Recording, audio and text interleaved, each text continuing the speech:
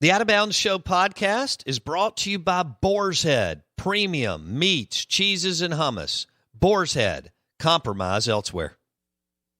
WRKS Pickens Jackson. All systems go. Live from the Whiskey 61 Lounge inside the Bank Plus studio. This is Out of Order. Live in the studio. It's the Out of Bounds Show with Low Bounds. Streaming live worldwide on the Out of Bounds radio app. And on your radio at ESPN 105.9. All set? Let's go. The Zone.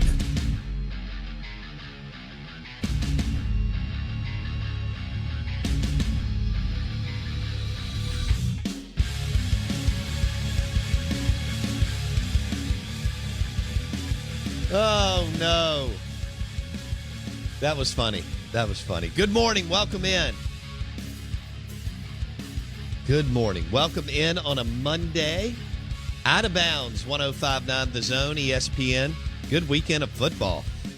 Man, some good college football, and it was great to see the NFL full speed ahead. I love watching the Red Zone, having it on my TV. That's a beautiful thing.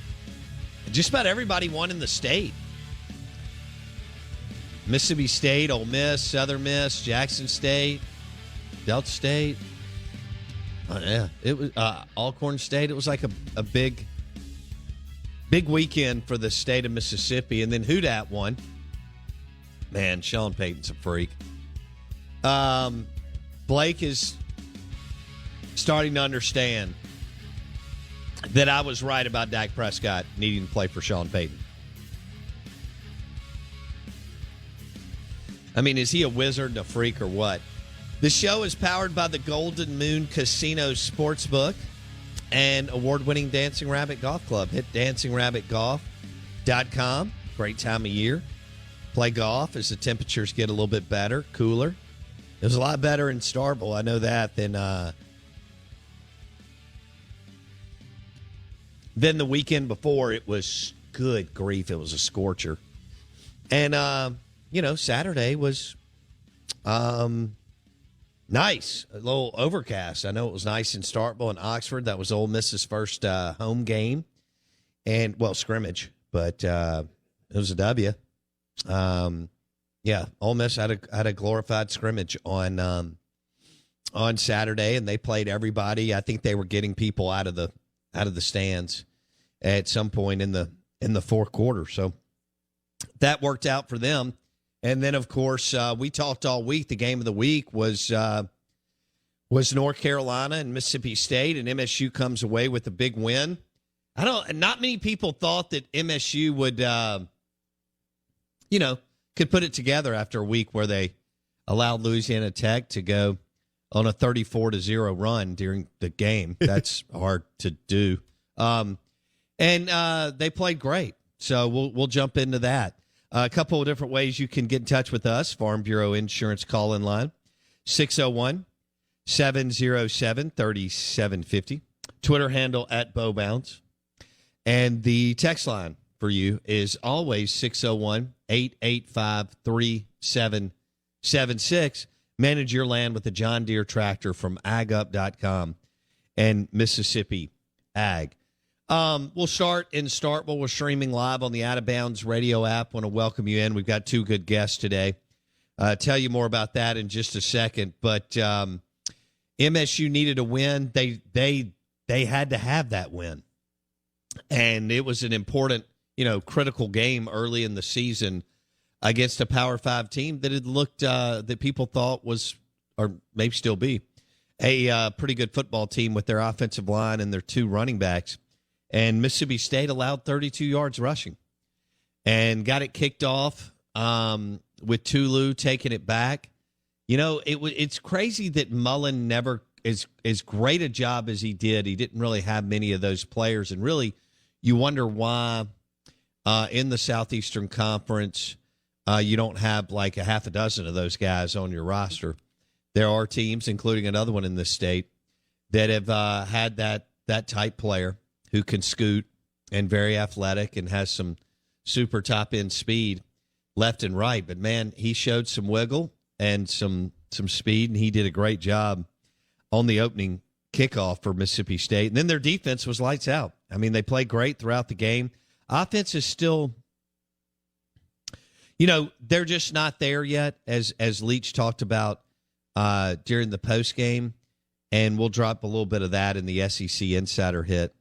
Will Rogers missed some throws. The receivers missed some balls. And then you kind of put that together, and you really had a chance to pull away and put your foot on the jugular a couple of times during the game, but you just couldn't do it.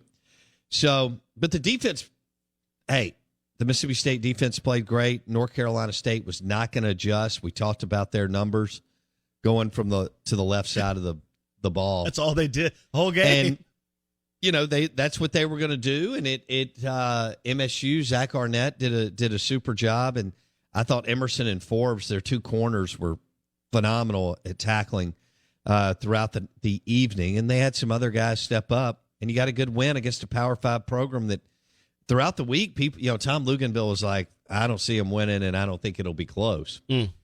And all of game day except for Lee Corso picked NC State. Oh. So shout out to Lee Corso. Well, shout out to game day. I didn't watch any of it. Live in the Bank Plus studio, Out of Bounds, 105.9 The Zone, ESPN. But it was a good day to tailgate in Mississippi, considering the time of year. Some overcast, some good weather. I know, when you're in Oxford or Starkville in a game like that, you don't have anything to worry about. So you can, and that's rare. That just doesn't happen often. Ask Florida State after this weekend. Jacksonville State took down the mighty Florida State Seminoles. Yeah. So it's good to have a game like that. And Ole Miss had the scrimmage. Mississippi State had a tough physical game. But,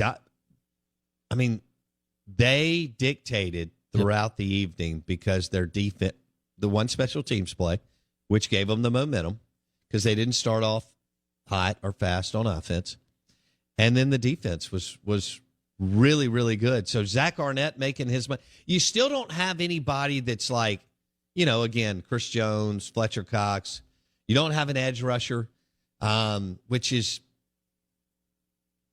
I think that says a lot about, your recruiting. And you're known for more the defensive team in the state. Obviously, Ole Miss is the offensive team. Ole Miss, through all their transition, continue to do what it takes to sign really good offensive players.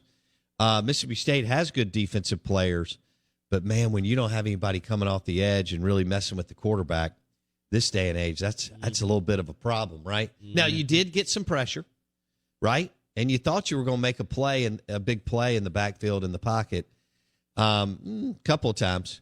But, they need to find somebody who can get to the QB. And I don't know who that guy is going to be, and they may not have that guy. Or it may kick in mid to late season. We'll just see what Russell does from Provine. He's been fighting several different things just to get on the field, and he's not in the 2 deep yet. So we'll see what shakes out there. Blake, your favorite coach, Joe Moorhead. That's right. And the Oregon Ducks offensive coordinator, they go to Columbus, Ohio, and get a good win over Ohio State. I did watch a good bit of that game. Somebody ought to give that guy a shot. Looks like a head coach. Tell you what. You would love for, Mississippi State's rival to give him a shot. LSU to go get Joe Moorhead. Hey, look, you know what? We take shots at Joe. That's fine, whatever. We know what happened here. He called a great game on Saturday. They played great offense, and Oregon did what I don't think anybody in the country thought they would do, which is not only go into Columbus and win, but at times show a lot of flex on them.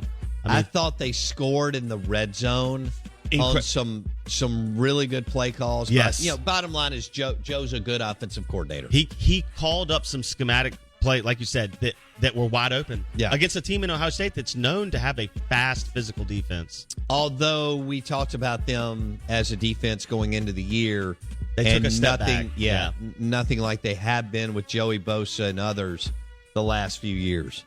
All right. Well, good morning. Welcome in. Arkansas with the big W, man. How about that? Arkansas smokes Texas. Big board coming up next. Steve Robertson at 8 a.m. Go Hogs. The Out of Bounds Show podcast is powered by Breezy Oaks Ranch. For Mississippi-raised premium Wagyu beef and heritage pork shipped straight to your door, visit breezyoaksranch.com. What's on the big board?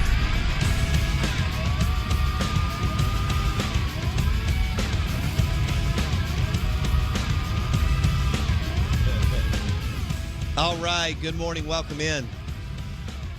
Congratulations to all the teams with the dub over the weekend. Winning is hard, but man, it is fun. And interesting matchups this weekend as the Tulane Green Wave head to Oxford, Mississippi, take on the Ole Miss Rebels.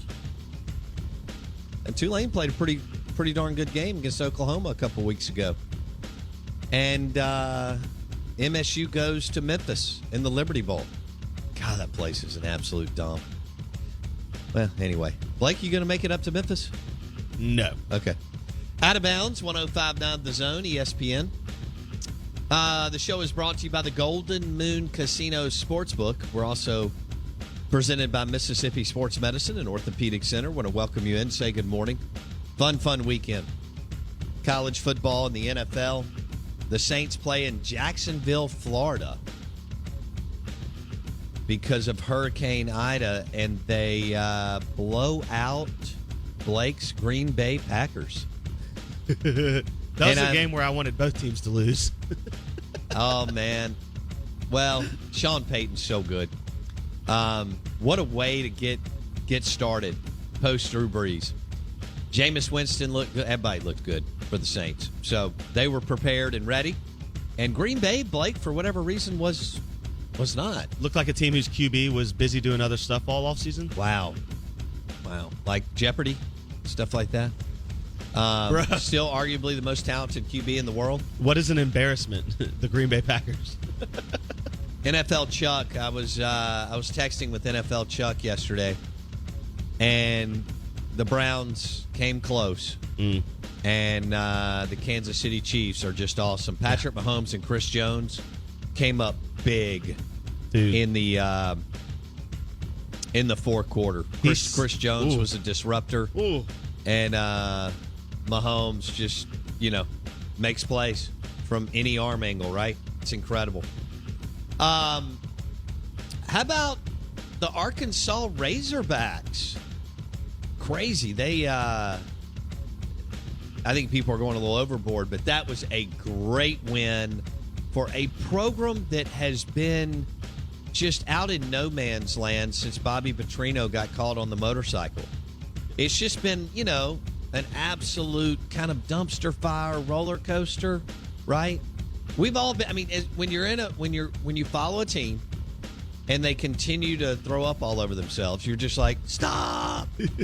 And Arkansas has been doing that for some time, really since Ryan Mallett threw the pick to Ohio State in the Sugar Bowl, and then my main man Bobby Petrino a few months later with the motorcycle accident, and they just haven't been able to get their ducks in a row. But Sam Pittman with the biggest win of his career over the Texas Longhorns, although there's, again, big transition in year one for Sarkisian. I thought it was incredible what they accomplished, and also what a welcome to the SEC moment for Texas, right? Arkansas unranked since 2016. First time being back in the AP Top 25 this year. Really? First time since 2016. I guess Bielema bottled that year. That was the year he won 8 games. I think he started strong, and then they fell off. So they were like 7-1 or 6-2, something like that. Had a nice ranking. Cool. But I knew he had one really good year and then another good year, and then there was just too much whatever. Yeah. Big time for Arkansas. I don't think they're a top 15 team like some people want to talk about now. Sure. But what a win. What a win. And the way they did it on the ground, I mean, just pounding the rock against Texas, who, as you saw Saturday, just not at the SEC physicality level yet, are they? No, you can't flip that switch overnight. It's kind of like Mike Leach inheriting a soft Joe Moorhead team and trying to. And look, that was a big deal on Saturday because North Carolina State is very, very physical. Yes, and Mississippi State took it to them physically. And Blake, when that game went to 14-3, it looked like all the oxygen was sucked out of the room, or the air was out of the balloon for North Carolina State Wolfpack. I agree. They were kind of looking, going, and they've got a great, they're right there on the sideline, so they can see what their teammates are doing. And I think they could tell that they were getting manhandled at the line of scrimmage. And that's a team that felt like they came in with the better O-line. They came in with the better run game. Yeah. They came in with more veterans, more physicality. A coach that had been there for, everybody knew what was expected in the offseason. Year 9 for him, I think, there. Yeah. So for them to... They won 8 games last year. For them to come in and, like you said, the opening kickoff set the tone. And we talked about this before week 1. We said Tulu Griffin will have to have an impact on special teams day 1. And he's had a 70-yard return that he got tackled on the sideline, and he's had a 100-yard return for a touchdown in 2 games. He set the tone. It took the offense a little bit to get going, but once they got going, they were able to make enough plays and kind of move the ball enough to take some pressure off a defense that needs to have pressure taken off of it at times. Yeah. And so, but it came down to kind of the point of attack, physicality, and tackling. And they tackled really, really well. And I know that sounds, but they did. They had those 2 running backs. Zonovan Knight is right up there with Jerrion Ely, according to Pro Football Focus on the draft boards. Yeah. And the other dude's good. But, they had no success on the ground to the left side. And they're kind of one-dimensional. And once that was taken away, Blake, they didn't really adjust. They threw a couple of deep balls, and Mississippi State was fortunate on a couple of them. But, Will Rogers missed a couple of, you would think, either touchdowns or big passes, big plays that would have gone for 40 to 60 yards. And by the way, I thought that Will played well. They're still trying to figure this out. I thought somebody said, who was it, Blake? Somebody made a great point over the weekend. You feel like Will Rogers has been starting forever, but that was only his 8th game. Incredible. To start as a 19-year-old. So as much as you think he's been around a long time because he was thrown into the hot mess last year, he's still super young and trying to figure it out. I thought Leach made a great point in the post game. His footwork, sometimes, he misses, and he'll just get better and better. Again, he's a young player. Yeah. How about this? But he made some super throws too throughout the evening, where you could see, oh wow, that's a fantastic throw on the money. And I thought the Malik Heath touchdown, the DB was all over Malik. There was one place you could throw that ball for a TD, and he's considered one of the top corners in the ACC. I don't know a lot about him, obviously, but Malik didn't really have a lot of separation, but just enough. And Will Rogers put it right in the breadbasket. Yeah. So that was a great play. And you mentioned the play over on the sideline that he threw. Yeah. Where he either had to, it was kind of the defender, the receiver, and the sideline. Fourth down, and he makes a perfect throw. Yeah. And a great look. Those are catches that your receivers weren't making the last 5 years. Last 100 years. But that's true, too. Let's go back to that play. I was going to give Eric Moulds some Will credit. Rogers to Malik Heath. That's not a play that Mississippi State runs and runs well. Nope. No. How about this, though? Speaking of running and running well, or not so well, we told you NC State ran for 290 yards in week 1, that they're a big physical front. Week 2 against Mississippi State, 25 carries, 32 yards. 1.3 yard per carry average. Well, that was it, man. That'll win you the game. Yep. And like you said, Tulu breaking the kickoff to start it off. So I think you got to give Zach Arnett kind of the game ball over the weekend. And in that Mississippi State defense against North Carolina State. I did run into some NC State fans throughout the weekend. Super nice people. Yes, they were. Their head baseball coach was there. On the field, that's pretty unique. You don't see that very often. Yeah. That was, I thought, a nice touch by Mississippi State. I ran into Scott Foxhall, and that's who he worked for. Is it Avon? Yes, Elliot Avon. Yeah. He coached the USA team. That's what they were honoring, the Team USA players. Yeah. And he and Foxhall are buddies because that's where Scott was working. Yep. before taking the job under Lamonis. All right. Live in the Bank Plus studio, the Out of Bounds show is powered by the Golden Moon Casino Sportsbook. SEC Insider Hit coming up next. And we've got some good matchups this weekend. You're listening to 105.9 The Zone, ESPN, WRKS. The Out of Bounds Show podcast is presented by Edwin Watts Golf Shop on County Line Road. Your golf game starts with Edwin Watts Golf Shop. Come on. Everyone ready? This is the SEC Insider Hit. Presented by your local Farm Bureau Insurance agent. Go local. Go with a home team.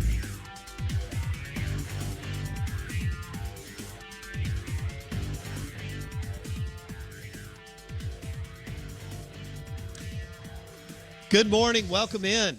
Wow. Week 2 in the books. I almost wanted to slow down. You know, I'm like, whoa, what's going on here? Week 1 NFL. We do have Monday Night Football.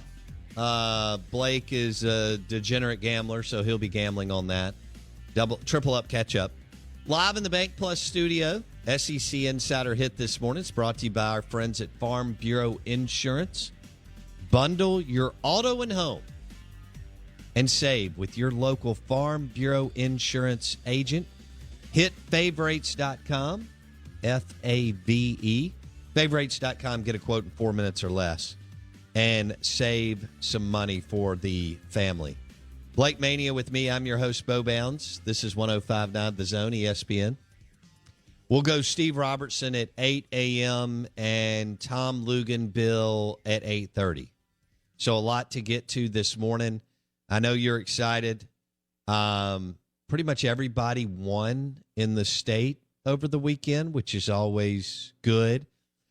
And Ole Miss could have an interesting game this weekend. I don't see them losing, but Tulane is a pretty darn good football team. And then Mississippi State goes on the road to Memphis. Ole Miss and MSU, of course, have dropped games to Memphis over the years. And, you know, Memphis is in some transition. MSU should win the game, but, you know, you can't let your guard down. Ask Florida State. You know, that they thought that they played a wonderful game against Notre Dame, and it was kind of the game of the weekend, Labor Day weekend. It was a Sunday game. It was fun and close and competitive and some great plays and big plays, and the Mackenzie Milton story was unbelievable, to say the least, right? And then you lose to Jacksonville State. Blake, did you tell me that's the first time Florida State has lost to a FCS school ever? They came close to losing to Sanford. Do you remember that? 2 years ago, Willie Taggart, he almost lost to Sanford. Taggart tried to do it, and now Norvell has done it. Okay. Yeah, you can't lose. Got it. You can't lose FCS school if you're Florida. Florida State is kind of the last bastion of like traditional power in the ACC, or really in the South when you think of like traditional football powers. Florida State is one of those that had always kind of, they were on the 37-year bowl streak. Right. You know, they've always felt more like Big Ten-y in the way they hold themselves. You know, the attitude that they have about their football program. Mm. And I think finally, the Bowden shine, if you didn't think it was off, Florida State is nowhere near what they were 20 years ago. And you thought they looked good coming out of the Notre Dame game. They played but then amazing. Notre Dame almost lost. Notre Dame should have, for our listeners that didn't keep up with it over the weekend and you were just maybe dialed into Mississippi State and Ole Miss and whatever, Notre Dame had to march down the field to beat Toledo. Yeah, a 2-minute and drive. And got a flag. Yeah. Of course Notre Dame got it. I mean, how many times has Notre Dame and Bama post-World War II gotten a flag or a call in the fourth quarter? Yep. But Blake, Notre Dame avoided what Florida State went through and just by a whisker beating, Toledo. So I don't know what that – hey, look, we're 2 weeks in. Who knows at this point? We're going to try to wrap our brain around it today. But I don't know what that means for Notre Dame, and I don't know what that means for Florida State. It's just like Arkansas beating Texas over the weekend. You think you're really good? Am I sold that Arkansas is really good? No. Have they got some good juju going? No doubt. Yeah. Barry Odom is phenomenal as a defensive coordinator, and Kendall Browse is doing what he can on the offensive side of the ball. But that Texas probably, needed a wake-up call. Sark probably knew it most coaches are not, dumb, and he knew kind of what they were. Yeah. And they're a work in progress, and Sarkisian gets embarrassed by Sam Pittman. And Sark's going to build it at Texas, and they'll play well, and they'll be, in the hunt at some point, and they'll do cool things. They're just not there yet. Nope. Lane Train went 1-5 out of the gate, and then won games later in the year, in his first year. Leach had all those opt-outs and was down to 46, 48 players, and they struggled. So year one is year one, and I don't know what that tells us about this year before I get into Mississippi State game. Or is that what's happened the last 2 weeks? Is that what we're going to get throughout the year? A lot of roller coaster stuff? It's exciting. Yeah. Yes. I mean, how much more entertaining has football been through 2 weeks than it was when we started any of the Matt Luke, Joe Moorhead years, right? I mean, we're having fun. All right, let's jump into that. Joe Moorhead doesn't win that game on Saturday, all right? And again, Joe did a magnificent job calling the game as Oregon's offensive coordinator on Saturday against Ohio State. And that's his deal and fit, and that's awesome, and that's wonderful. He was back in the Big Ten. It was like home. Yeah. That's a good point. But that was a big win for Mike Leach in Mississippi State, because if you don't win that game, you're just really not sure how many wins you have on the schedule. Yep. As this, you got a young quarterback, an offensive line that doesn't look comfortable, and so on. But Zach Arnett in the defense and Tulu on specialty, along with all the people who block, really puts you in a good position. And as Blake and I were discussing in the second segment, once it went to 14-3, you kind of felt like NC State was like, we're not going to win. Yeah. We're not going to get this done. This team is not allowing us to do much of anything on offense. We can only really run to the left side behind this future NFL tackle and this running back that Pro Football Focus likes as an NFL guy. And we don't have another pitch. And if we do, we're not going to go that way. So they didn't even really mess with the right side of the field. And they stayed left, and Arnett and his defense played great, and they were tackling machines, which was, and again, when your cornerbacks are going to tackle like that, Emmanuel Forbes, who looks like he weighs 150 pounds, granted Martin Emerson's a bigger corner, I thought they were great in space at a time in football where we continue to question how good the players are tackling in space. 100%. 100%. Those wide receiver screens, swings, and even some of their runs out to the edge where, and this is Dave Doran's zone run scheme, is designed to get you to the edge quickly. Some of those backs were getting to the edge, but then they were getting stopped by corners. And that doesn't happen usually. Yeah. You don't see cornerbacks making tackles at the line of scrimmage like that. So I thought it was great defensively when they had to be. Did you get thrown out of the game? No. Okay. I usually don't go with the officials and so on, but I thought there were a couple of rough calls that went against the home. Was that an ACC crew, Blake? I'd have to go check. I didn't see. I have not. Or do they bring it in from another conference? Well, so the Pitt, Tennessee crew was ACC. Okay, I think it might have been. I wonder if that was an ACC crew. Huh. See, I could see you getting thrown out, especially when Mekhi Polk got hit in the end zone. Yeah, that was pretty tough. As a defenseless player. Now, they said that the guy didn't lead with the crown/helmet. He got lit up. He got drilled. That's as hard as you can get hit and not get a penalty, I'll tell you that much. And if it had been, like we talked about Notre Dame getting calls, if you're at Alabama, that's a DPI right there. And targeting, Kids right? ejected right there on the spot. Exactly. Yeah. May take him to the Tuscaloosa County Jail. That's what I said. Take him out in cuffs. Yeah. For murder. No question. Yeah, that's so. I get it. Beer Slayer says it was an ACC crew on the text line. Okay. So, yeah. So that makes sense. That makes sense. Look, there were a couple tough calls. So the line judge on the North Carolina State side. He called some interesting offsides, didn't he? He was in a flag-happy mood. Yes. And if you watched him interact with the North Carolina State coaches, it looked like they were having a large time. Yeah. So, yeah. And he made sure that Mississippi State paid the price. Whether they were infractions or not every time, I don't know. But But that I thought about you, and I thought, well, Blake's going to get thrown out of the game. Yeah, well, it did get a little rowdy in our section, but Did you sit lower level, upper lower level? lower level, kind of on like the 10-yard line, home side. That's a good seat. It wasn't bad. That's a good seat. Wasn't a bad seat. Yeah, my daughter was out in the kind of the home side, lower level, around the 30 or 40. Okay. So I had her club level seats, and she's like, Dad, nobody cheers up there. I have to be in the I'm with thick her. of it. And I'm sitting there thinking, I when I was growing up, going to Veterans Memorial Stadium, or it wasn't Davis Wade then, but Scott Field and or Vaught Hemingway, there was no premium seating. I was about to say, okay? yeah. They didn't And have so you one. just went, you sat in your seat, you watched the game. And so I was like, hey, I have these 2 club level seats for you and your friend. And she was like, no, I need to be close and see the, see I'm the whole with it. deal. In a good game, give me those seats. I'm So with that's where she likes to be out there where people are doing the cheers and yelling and standing up and all that. it. Yeah, the energy's different. It for is, sure. totally. For sure. And Totally. so she's not at the age yet, too, where it's like she's not tired enough in life to want the luxury. Oh, yeah. I mean, you know what I mean? She she's still a has senior in energy. high school, Yeah. so she likes all those cheers. She's gung-ho. She thinks what the student section is doing is really cool. Yeah. All that.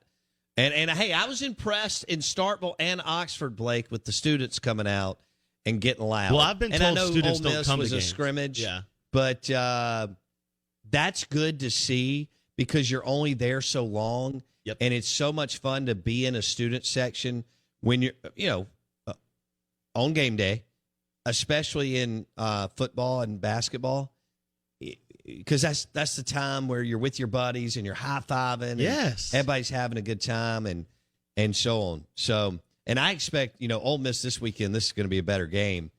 Of course, the excitement over the Lane train, that place is going to be, rocking.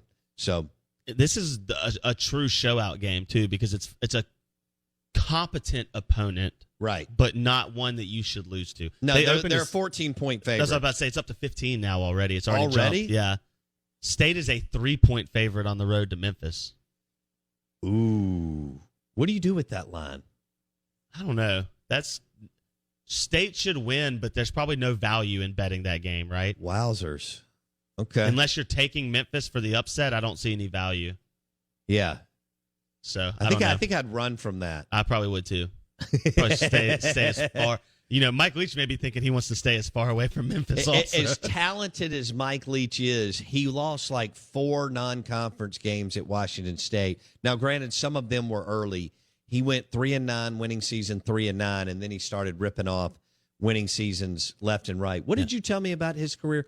Out of all the years at Texas Tech and Washington State, He's missed a bowl twice. It's missed a bowl it's twice. The Those 2, 2, 3, 3 and and 9. 9s. Okay, Correct. I got you. He All went to a bowl all 11 seasons at Texas Tech, which is incredible. All 11? And the one thing I'll say, now this takes some thinking, so I know it'll be hard for people on a Monday. The talent gap between his teams at Texas Tech and Washington State and their non-conference less talented opponents right. was much smaller than what he will face or should face at Mississippi State. That's true. So what that means is when he was getting beat by less talented teams, part of that is he had such untalented teams at Texas Tech and Washington State that if they didn't play well, they weren't getting wins. Well, they recruited in the 70s and 80s upon his arrival. I'd argue it would be hard for his team to have beaten La Tech when he was at Washington State, the way that happened. The reason he's able to do that is because the talent gap is much better here, even as under-talented as Mississippi State is maybe to their peers. Right. To their non-conference opponents, for the most part, they are still much more talented. It's a good point. So hopefully that means you'll have less of the underwhelming losses, right? You see what I'm saying? Because you shouldn't. So Joe Moorhead could easily be 0-2. Oh, he would be. As a 0-2. head coach. He would be 0-2 right now. I know I'm he's sorry. the hot offensive coordinator coming out of this weekend, and I tip my cap for him doing his job in the role that he's in now and doing a magnificent job for the Oregon Ducks over the weekend against Ohio State. I think Joe would have a great opportunity of being 0-2. And that's the difference between Mike Leach, who has 145 wins Correct. at Texas Tech, Washington State, and Mississippi State, compared to, Joe, who was trying to learn on the job and get up and running, and it's just too much. And God bless him, he's a micromanager. He wanted to do everything, and when you're doing that in a Power 5 program, you just can't do You can't do everything. Leach and Kiffin know that they're not going to do everything. So, and they don't want to do everything, by the way. No. Leach and Kiffin have no. Yeah, I mean they allow their people in the building to do their thing. Real quick, Blake, Tulane and Ole Miss is a night game this weekend. I expect because they've been ripping off some wins the last part of last year and 2-0 this year. I know it sounds crazy. I expect that place to be packed. Oh, it should be. It's 7 p.m. too. It's a late night game. 7 p.m. on ESPN2. That'll be fun. I think it should be good. First off, it could be a matchup of two incredible uniform combinations. We'll see what Ole Miss wears, but Tulane has amazing uniforms. They do. So it'll look great. And then Tulane's offense is fun. So it would not shock me if that's a high-scoring game. Michael Pratt, they played the other QB a good bit over the weekend because they beat Morgan State 900-0. But Willie Fritz is a good coach. Chip Long, remember this, Ole Miss fans? Because if you shut them down, you should be happy. Yes. Remember this. Chip Long is the offensive coordinator for the Tulane Green Wave. Bartu loves him. Thinks he's an absolute star in the business. And Long is their offensive coordinator. So they'll do some fun, funky things on offense. And it will be interesting to see what all the Ole Miss we know that Ole Miss is going to score on offense. It will be interesting to see what the Ole Miss defense does or doesn't do against the Tulane Green Waves offense on Saturday night. That's a 7 o'clock game on ESPN2. Mississippi State plays at 3 on ESPN2. So basically, you don't have to move the dial for about 7 hours or That's 8 hours. Yeah. MSU at Memphis, 3 o'clock on the Deuce. Then Ole Miss will play Tulane and Vaught Hemingway on Saturday night. And Ole Miss played everybody and their brother on Saturday in their scrimmage against Austin Peay. Scrimmage. Blake? How about this for just where these two programs are and kind of how they're both playing? Mississippi State's total for the Mississippi State-Memphis game opened at 58.5. The total for Ole Miss Tulane opened at 77.5. That is incredible. They play the same sport, but That's and 22.5 points. That's crazy. Is a lot of points. That's crazy. You know? So, and now I do want to let you know that we have Bama at Florida. Bama at Florida. Game of the week in the country, probably. No question. Because Clemson and Georgia was the biggest one to date. Bama at Florida and Auburn at Penn State. Ooh. Auburn at Penn State. Nittany Lions a 7-point favorite to start the week. Yeah. And this may not sit well with Mississippi State and Ole Miss fans, especially maybe MSU, but Jarquez Hunter for Auburn is a true freshman, and he's averaging 15 yards a carry. He's a running back out of Philadelphia High School. Yeah.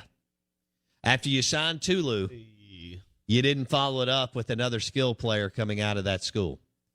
So Jarquez Hunter out of Philadelphia, Mississippi is averaging 15 yards a carry in the first 2 weeks for the Auburn Tigers. And he wasn't considered, I think he was outside the top 5.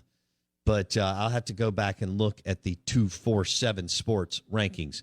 But Hunter is getting a ton of carries. That's incredible, too, because Auburn usually signs, running backs left and right. You would think that they'd have like at least one junior and one senior that would be ahead of him. But Jarquez Hunter, as a true freshman at Auburn, is tearing it up, and they travel to Penn State. So that's setting the table for this weekend. Again, Mississippi State's defense was outstanding. On offense, they're still a work in progress. Do you want to drop, Blake, the Leach missing? How many times did he say a little bit? About 4. Okay. This is Mike Leach post-game after they beat. This is other than LSU, and that was a weird deal. Is this his biggest W? Yeah, especially because Missouri was big last year, but this sets the table for the ability to go bowling. Okay. Convenient, or you easily bowl instead of hoping you get to 6 sometime in November. Right. Okay. So, and if they don't drop their guard this weekend, they look set up like for they'll success. be. We know Ole Miss is going bowling, but we'll see how that looks. This is Mike Leach post game. I thought we played a good game against a really good team, although I did think we had several missed opportunities, like balls we just barely missed by a little bit, or deals where we got pressure on just by a little bit, just runs that we almost broke through but got tackled just by a little bit. I love the way he does that. By the way, Jarquez Hunter went to Neshoba Central, not Philly High School. But he is balling for Auburn. So that was Mike Leach after the game.